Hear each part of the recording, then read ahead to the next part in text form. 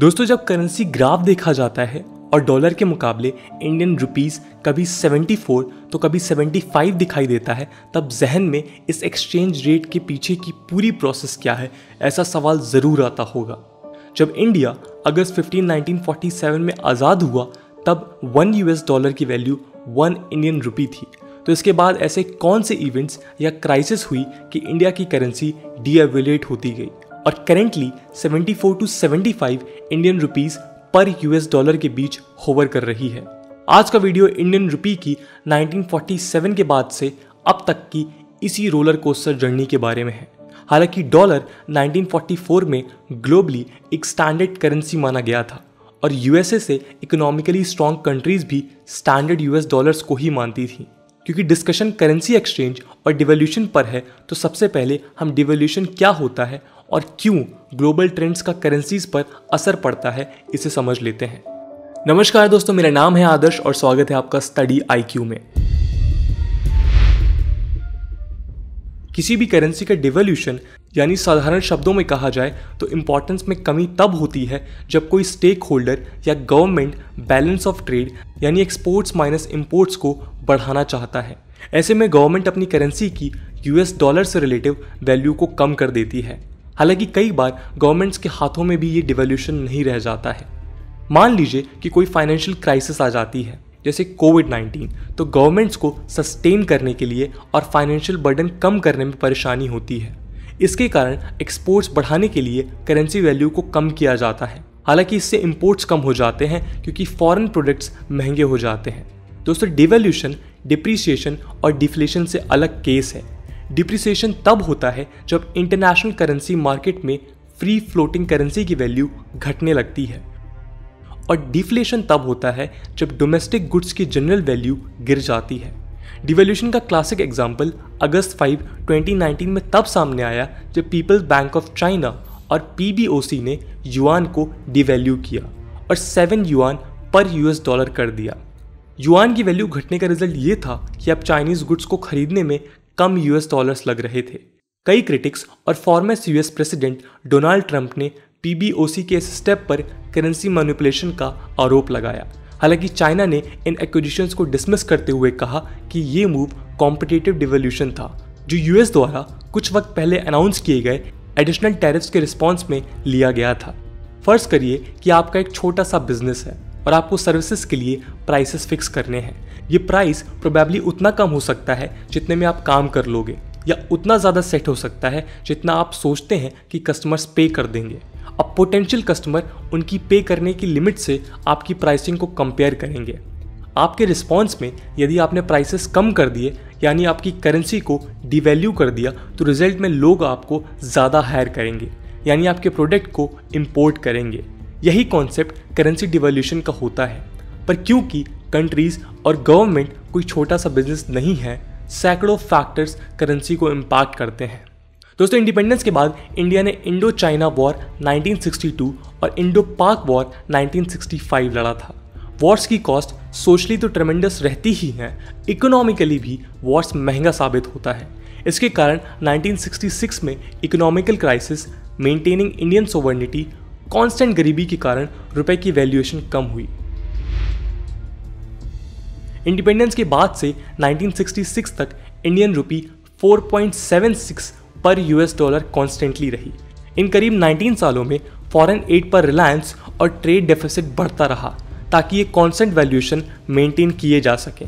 In financial crisis के लिए final straw का काम 1965 से 1966 के एक मेजर ड्रॉट और इंडिया का चाइना और पाकिस्तान के साथ हुए वॉर्स ने किया। पर इंस्टेंस में डेफिसिट स्पेंडिंग यानी उधार लेकर किया गया खर्चा बढ़ता गया। इसके साथ ही साथ वर्ल्ड बैंक, जो यूएस द्वारा लार्जली फंडेड थी, वो अपना एड का प्रॉमिस पूरा नहीं कर पाई। परिणाम ये हुआ कि जून 6, 1966 को इंदिरा गांधी गवर्नमेंट ने सिंस इंडिपेंडेंस रुपी को 57% डिवैल्यू किया और प्राइस ₹7.5 पर डॉलर कर दिया। इस स्टेप से पार्लियामेंट और मीडिया में बिटर क्रिटिसिज्म होना शुरू हुआ। गवर्नमेंट ने यह स्टेप सोरिंग इन्फ्लेशन को काउंटर करने के लिए ज़रूर लिया था, पर इसका असर ये हुआ कि इंडियन सिटीजन्स और गवर्नमेंट के बीच डिस्ट्रस्ट पैदा हुआ। इस स्टेप का असर केवल इंडिया ही नहीं बल्कि गल्फ कंट्रीज जैसे यूएई ओमान, कतर में भी हुआ, जहां gulf rupee issued by RBI use किए जाते थे। इस क्राइसिस के बाद इन कंट्रीज ने अपनी करेंसीज को बनाना शुरू किया। इस स्टेप को लेकर इकोनॉमिकली और पॉलिटिकली दोनों साइड्स के व्यूज सामने आते हैं। दोस्तों 1991 एक यूनिक ईयर कहा जा सकता है। इंडिया में केबल टीवी की शुरुआत हो रही थी और गल्फ वॉर शुरू था। इसी साल union of Soviet socialist republics यानी यूएसएसआर कोलैप्स हुआ और इंडिया लिबरलाइज हो रहा था। इसके साथ साथ इंडिया में इकोनॉमिक क्राइसिस भी इसी साल आई थी, जिसने एक बार फिर इंडियन रुपी को डॉलर के अगेंस्ट कमजोर किया था। इंडिया में डोमेस्टिक और foreign fiscal situation strictly deteriorate हो रही थी और साथ ही साथ पॉलिटिकल उथल पुथल भी शुरू थी। प्राइम मिनिस्टर वीपी सिंह और चंद्रशेखर ने 1990 और 1991 में रेजिग्नेशन दिया था, जिससे एटमॉस्फेयर पॉलिटिकली चार्ज था।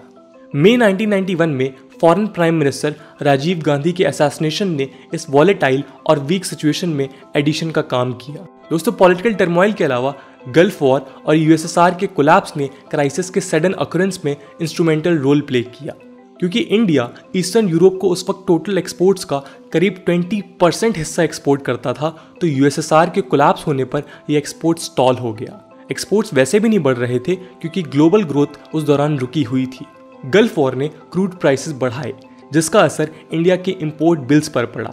ये प्राइसेस ग्लोबली इम्पैक्ट कर रहे थे, पर इंडिया के उस वक्त स्ट्रेस्ड इकोनॉमिक सिनेरियो में इसने और प्रेशर ऐड किया। फिस्कल डेफिसिट यानी गवर्नमेंट का रेवेन्यू से ज़्यादा खर्च करना उस साल अनअफोर्डेबल 7% पर था।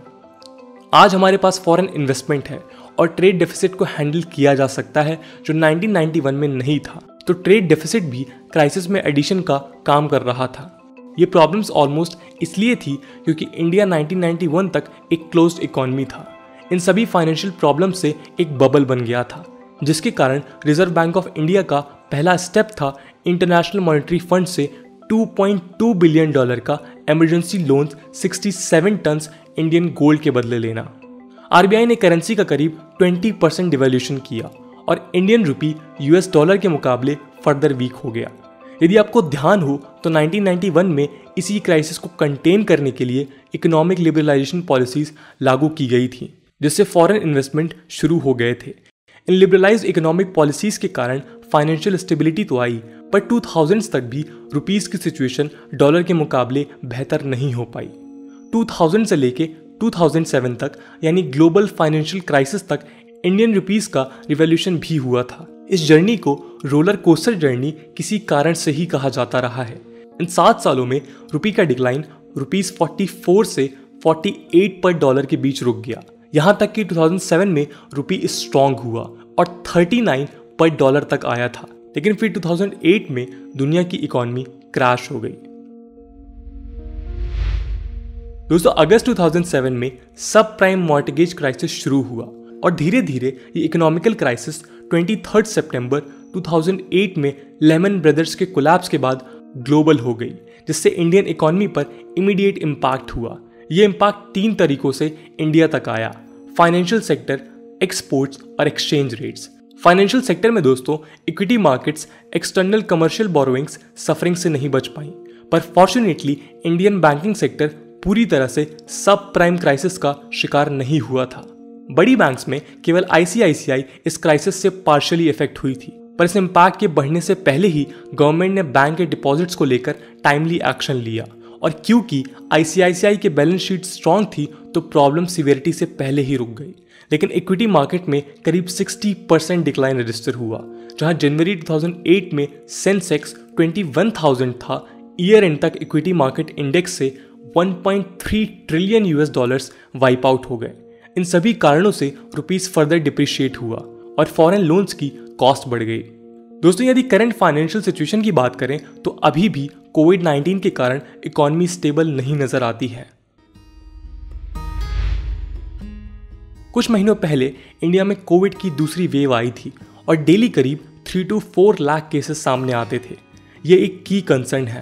पैंडेमिक के कारण लगे लॉकडाउन्स, रेस्ट्रिक्शंस और अनसर्टेनिटी के कारण इकोनॉमिक ग्रोथ स्लो हुई है और क्योंकि इसी दौरान कंट्री रन भी कर रही थी तो डिवैल्यूएशन हुआ। दोस्तों यूएस इकोनॉमी बेटर ग्रोथ की एक्सपेक्टेशंस के साथ डॉलर को मजबूत कर रही है, जिससे रुपी पर प्रेशर बढ़ रहा है। इस साल जनवरी में $1.23 पर यूरो का रेट था। करेंटली डॉलर के मजबूत होने पर यह $1.18 पर यूरो हो गया है। इसके अलावा रुपी पर बर्डन का एक कारण ये भी है कि जो फॉरेन पोर्टफोलियो इन्वेस्टर्स ने इंडियन इक्विटी मार्केट में अक्टूबर 2020 और फरवरी 2021 के बीच ₹1.94 करोड़ मनी पंप की थी, वो भारी विड्रॉल कर रहे हैं।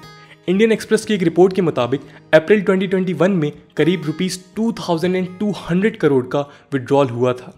लेकिन दोस्तों, क्या रुपी फ्यूचर में भी वीक ही रहने वाला है या गवर्नमेंट की स्ट्रैटेजीज इसे स्ट्रांग बनाने में मदद कर सकती हैं? फिलहाल कंक्लूसिवली ये कह पाना मुश्किल है क्योंकि कोविड-19 पैंडेमिक पूरी तरह से खत्म नहीं हुआ है। थर्ड वेव को लेकर भी मेडिकल एक्सपर्ट्स और मीडिया रिपोर्ट्स प्रेडिक्शन कर रही हैं। इंडियन एक्सप्रेस की अप्रैल में पब्लिश्ड एक रिपोर्ट के मुताबिक नियर फ्यूचर में ₹77 to 78 पर डॉलर पर पहुंच सकता है। ये इंपोर्टर्स और फॉरेन करेंसी में एक्सपेंडिचर प्लान कर रहे इंडिविजुअल्स के लिए एक चिंता का विषय है। दोस्तों, आपका क्या ओपिनियन है इस करेंसी की डिवैल्यूएशन प्रोसेस के बारे में, और आपको क्या लगता है कि ऐसे कौन से फैक्टर हैं जिनको लेने के बाद हमारी करेंसी की वैल्यू बढ़ सकती है? कमेंट सेक्शन में ज़रूर बताइएगा। आज की वीडियो के लिए इतना ही। आई होप आपको वीडियो पसंद आई होगी, और अगर पसंद आई है तो अपने दोस्तों के साथ शेयर करना मत भूलिएगा। हम मिलते हैं अगले वीडियो में, तब तक के लिए जय हिंद, जय भारत।